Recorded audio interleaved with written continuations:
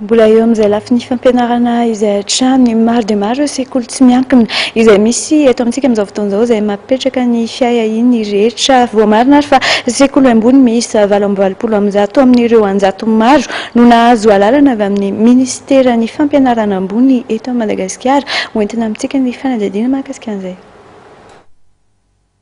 Miisa roa alina any ho any ireo mpianatra vao afaka ny fanadinana baccalauréat amin'ity taona 2020 sy 2020 ity ary mahatratra 5 alina ihany koa ireo tanora mandrato fianarana ambony.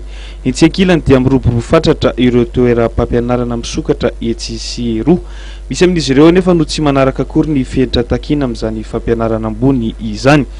Mba entina nampiana ireo mpianatra vaovao ireo dia nisy ny andiana tanora izay namoaka fitaovana vaovao manaraka toetrandro antsoina hoe catalogue numérique des catalogues des enseignements supérieurs 2015.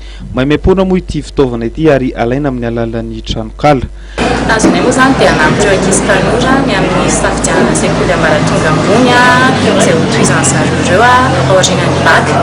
Dia misy application anankiray azo télécharger amin'ny internet izy io tsy hoe tapena Google dia hoe catalogue numérique des enseignements supérieurs fa misy lien mihitsy dia io lien io zany cliquena dia mipoitra hoe listan'ny université rehetrarehetra dia ao anatin'io listan'ny université rehetrarehetra io hita daholo ny toerana misy anazy ny filière misy ao aminazy ny zavatra rehetrarehetra misy ao amin'ny université izay ahafahan'ny ankizy misafidy hoe anao ohatra hoe anao agro sa anao gestion sa anao économie sa anao droit dia mba tsy manano sarotra zany izy voately hoe aiza ny tady hoe inona indray ny sekoly ianarana aorianan'ny bac fa tonga dia efa mba misy an'io catalogue numérique io zany mba ahafahan'ny misafidy amin'ny filière tiany atao.